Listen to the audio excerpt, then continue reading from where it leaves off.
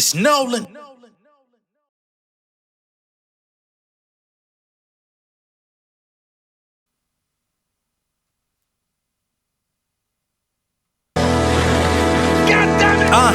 Artificial intelligence, I'm ahead of y'all. I stay sliding for chips like I'm a debit card.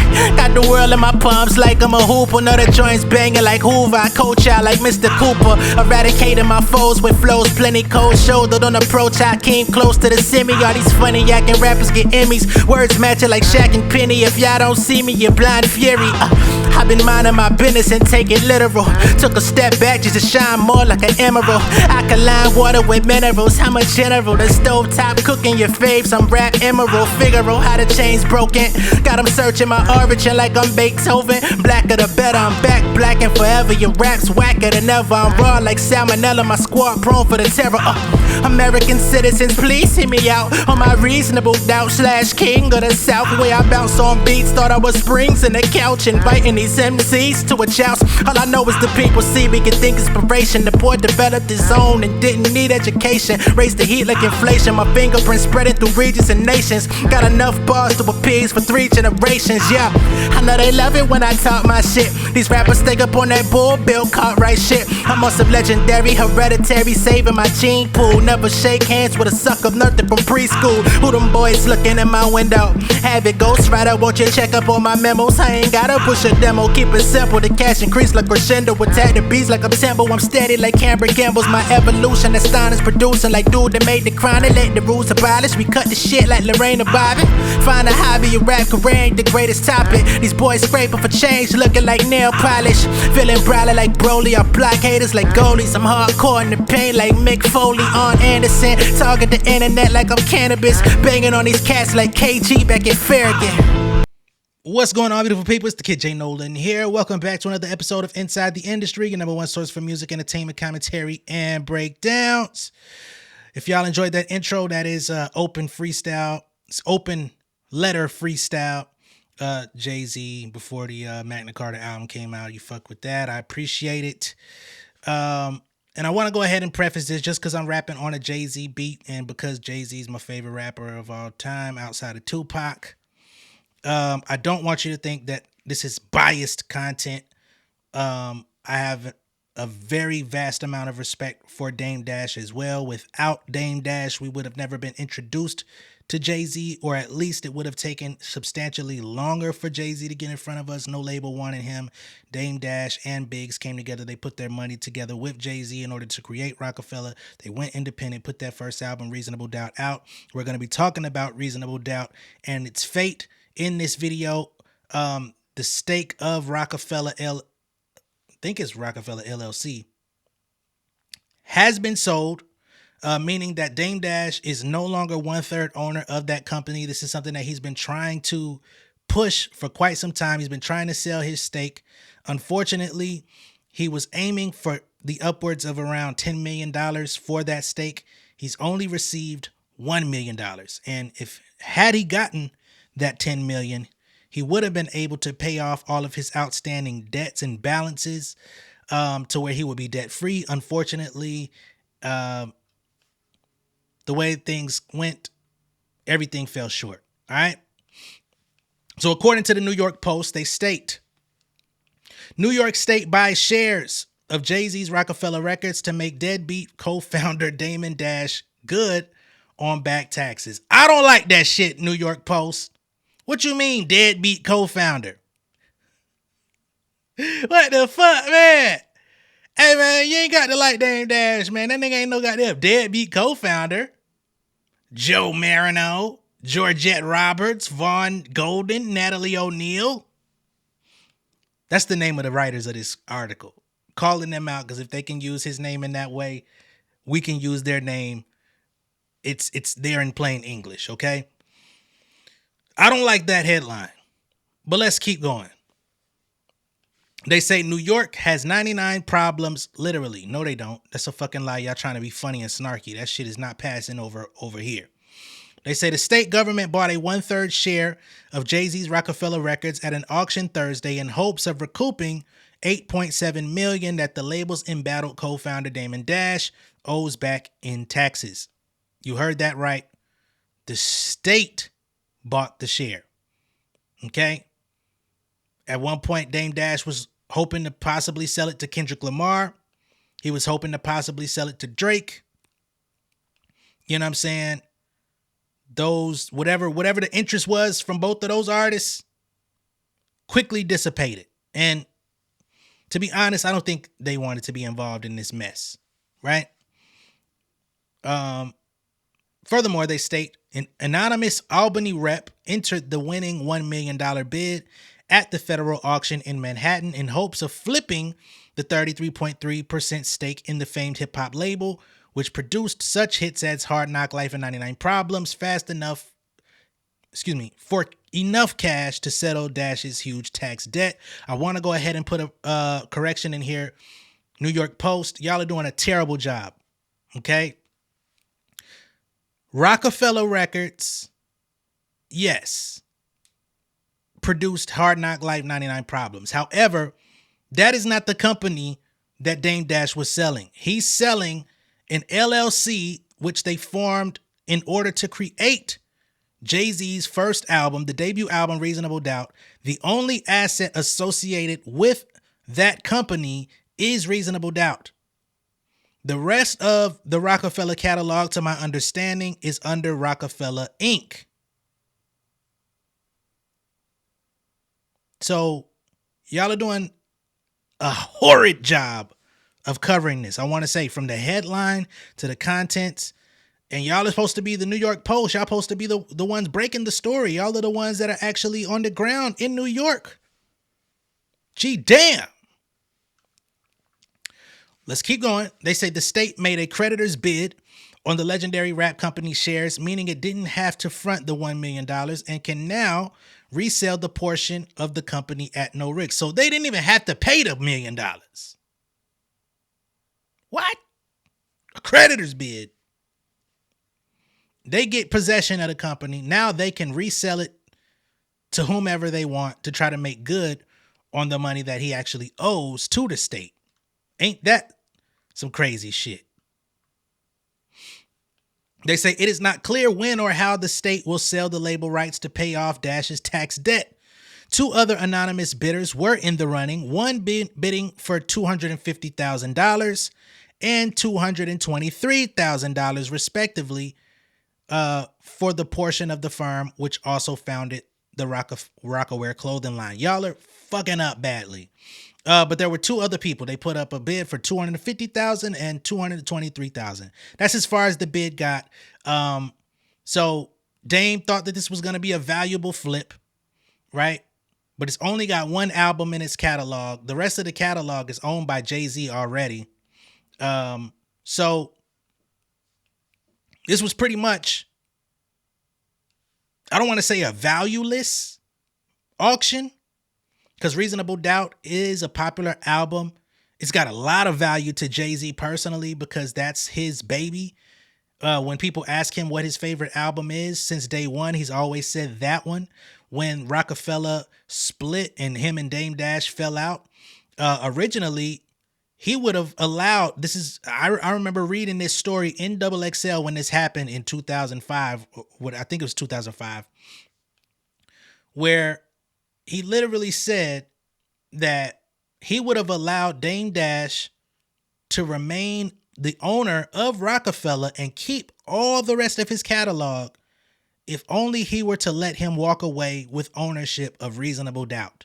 That offer was on the table. Dame Dash declined, saying, "I do not negotiate with my friends." Okay? Here we are, 19 years later. He should have negotiated with his friend. And that's from somebody that fucks with both parties. I can be critical of both parties as well. But when it comes to the information, I got to be cut and dry about what it is and what's in front of me. The niggas that bid it only put up $250 and $223. You wanted $10 million. These niggas didn't even put up a quarter. They say New York City has also demanded more than $193,000 in unpaid child support from the record executive in recent months and will be paid from the bid money because he did get a million out of it.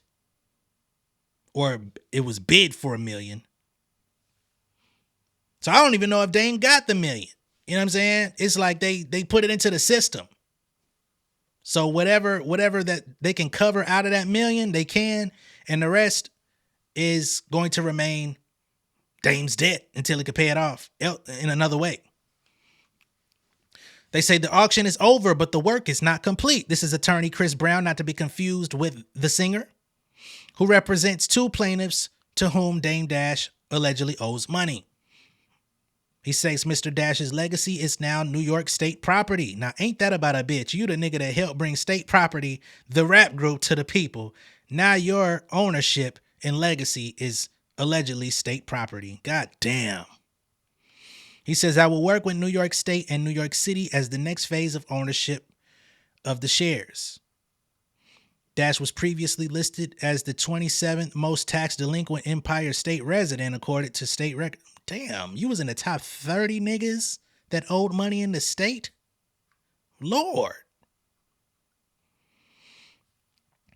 The auction was delayed earlier this year after Jay-Z intervened in the matter in August and tried to claim ownership of his first album, Reasonable Doubt, which would be not one of the main assets. It's the only asset. He said the full ownership would revert back to him in 2031, giving anyone who bought it only 6 years of control.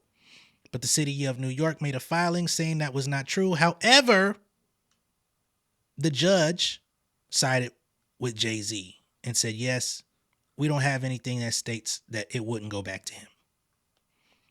Okay? I see y'all didn't mention anything about that, but that was also reported.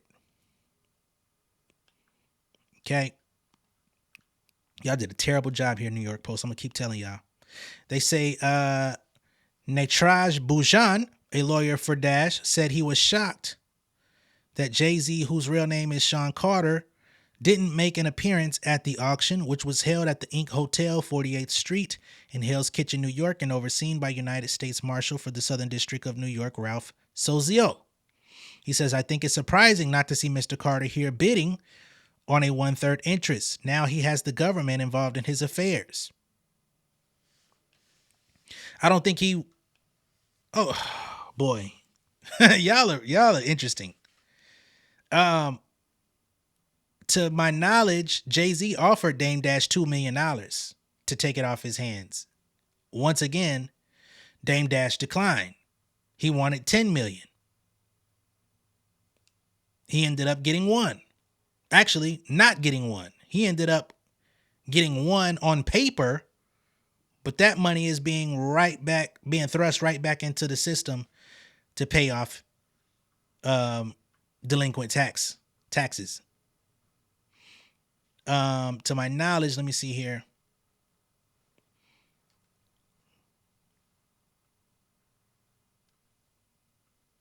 Dame owed $8.7 million in back taxes, over $145,000 in unpaid child support, and an additional $823,000 to a film producer who sued him about a dispute they had about a film that they worked on together.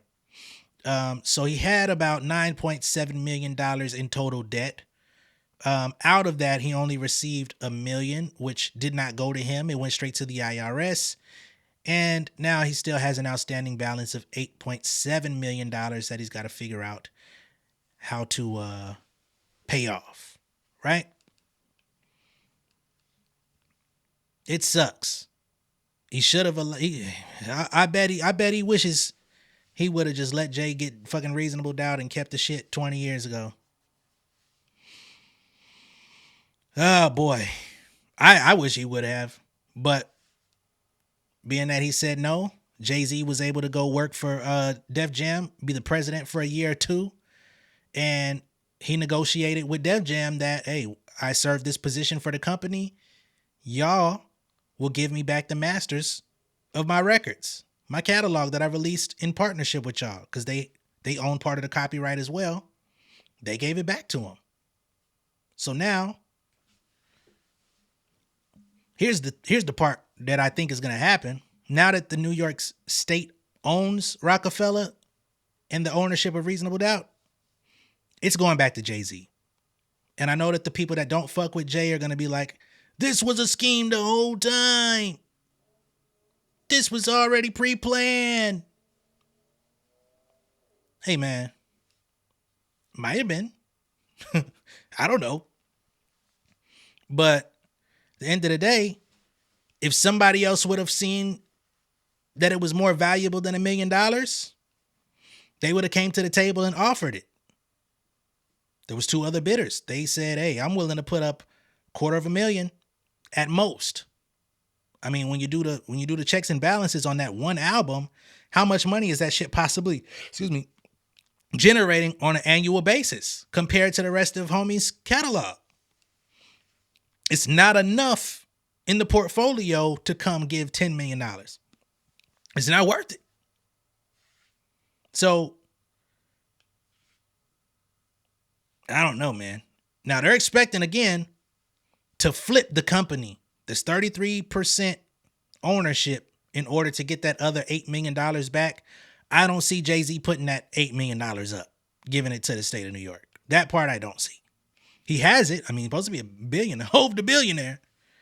But it's going to be very interesting to see how that thing gets paid off. Now, what could happen is him and some of his political connects could put together some sort of, I'm not going to call it a fundraiser, right? But he could possibly source investors that are willing to put up a percentage of the money. You know what I mean? If he wants to keep that original 2 that he was going to give to Dame, and he gets some other people that are willing to put on top of that to equal out that 8.7 or whatever that is, and they co-own it together, but he gets it back in his possession without the Fugazi shit. Maybe. Or maybe him and Beyonce go in on it. Shit, let's get it back, baby. 100% back in the household. Maybe. But when you go and fucking you put them cards on the table, you gotta understand the game that you playing.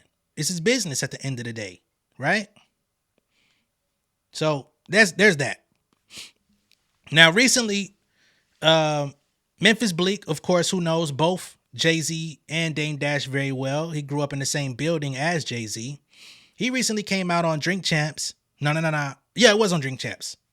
And I believe that he actually has his own podcast that's going to be coming soon that is being produced by Nori and the Drink Champs. But he was on their show and he expressed basically that he felt sorry for Dame Dash, right? That the way that he's been out here looking, the things that have been going on, circulating around his name and the things that he's had going on, he's kind of been in a rough spot. And I'm not saying that Dame is broke. I've never, you know what I mean? I've never subscribed to the idea that he's broke. I do believe that he's going through some troubles, but whatever troubles he's got going on, he's got multiple homes, he's married. I'm sure his wife has a lot of assets in her name, you know what I mean, that keep some of the, you know, they might file separately. Like they probably have a lot of separation between assets to where she can hold on to things for him, put money up for him, maybe when he makes money. You know what I'm saying? There's ways to funnel. I'm not money laundering. You know what I'm saying? I don't do that shit, but I'm just saying what people could possibly do if they find legal loopholes and get proper assistance on it. To where he's still in good financial standing enough to live the comfortable life that he wants to live. He's always opening new companies. He's always, you know, compared to the average American, he's going to be living a little bit better than all of us. A lot better, honestly. But for the Dame Dash that we came to know and others in his field, he could be seen as down bad, right? But Dame Dash didn't take too kindly to those words coming from Memphis Bleek, all right? So let's go ahead and just hear what Bleek had to say, and then we'll get to Dame's response to Bleek, because he ain't like that shit at all. Real one. He gonna hold it down. But the game that we see today, it breaks my heart. Because, put it like this, we all hustlers. every hustler in the game. I know you can't name one hustler that just had it scot-free. And any type of hustle, it don't only have to be the streets. It could be in business or anything. You're gonna have a hiccup. Right. The name of the game is to bounce back. And the second time is always more enjoyable than the first time. Right. That's my opinion. So to watch a hustler just do what he doing now instead of really locking in and getting back at it, it just hurts my heart. No, I get it. To see a true hustler. You know what I mean? Yeah. Now, when Bleek says to see what he's doing now, I think and I can only assume, right? Or guess. Or, you know what I'm saying? I'm not in the conversation. I'm not in Bleek's head. I don't know Bleek. I ain't never spoke to him outside of, a comment on Instagram type shit. But I would think he's talking about how adamantly Dame is attacking Jay-Z on YouTube, basically turning his perspective of Jay-Z into content that he's monetizing on.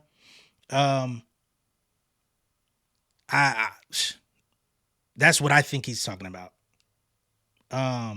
So much so that even Dame has began to somewhat accept or ponder upon the narrative that's circulated for many years that Jay-Z and Beyonce had some sort of incentive to,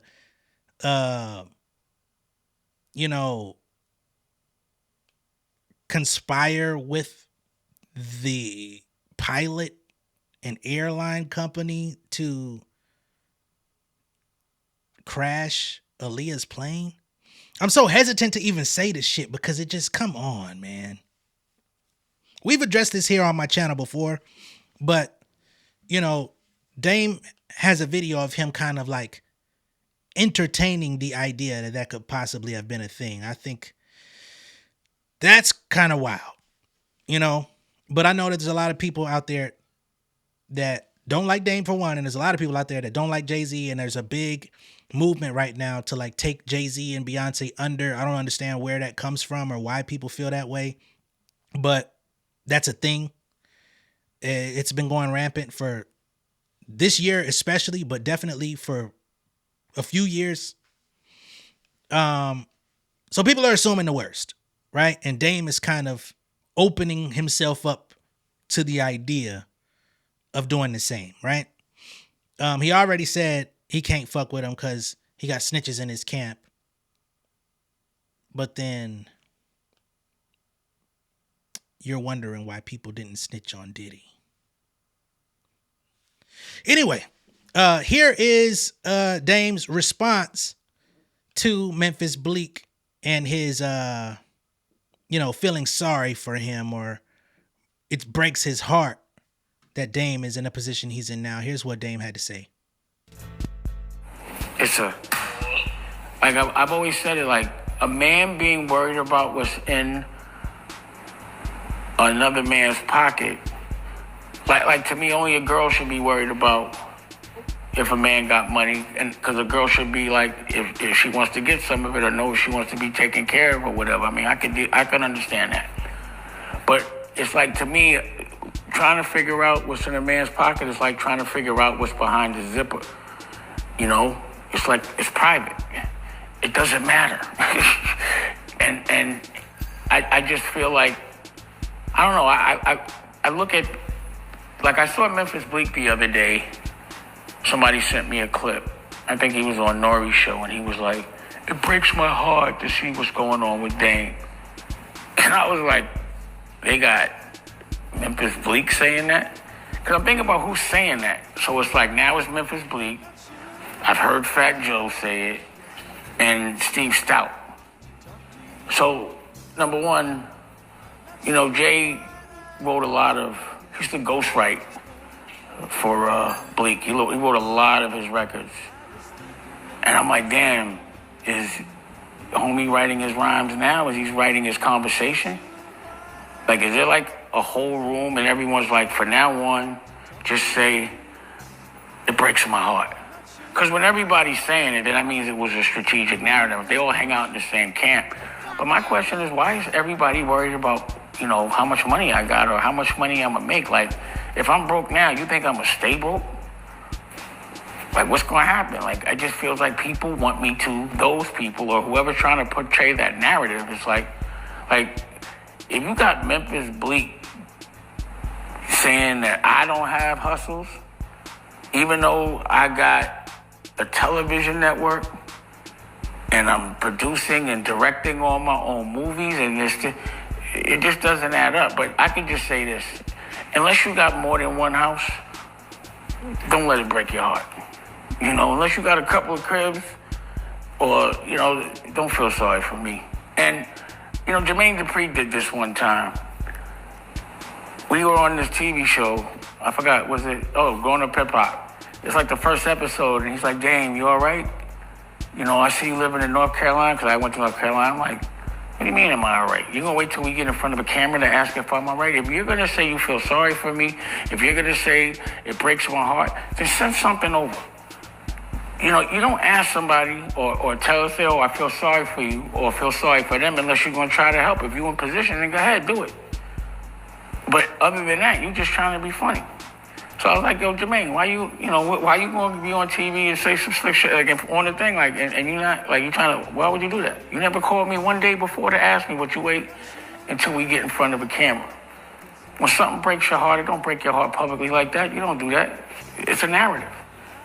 So here's something else that's going to break your heart, because I'm so broke. Honor Up will be on BET December 7th, Saturday, December 7th, at 9 o'clock. Because that's what you do when you broke. That's what you do when you don't have another hustle. And when people that, haven't really put out records in 10 years, I don't be like, "Yo, that breaks my heart." I just be like, that's just the choice they decided to make. I wouldn't have made those choices. But before, like, my situation is breaking your heart, I think everyone needs to look at their own. But I don't think you should make somebody feel bad or try to make somebody feel bad because they're working and putting their own money up so that no one can tell them what to do, so that they can make sure their family benefits from it.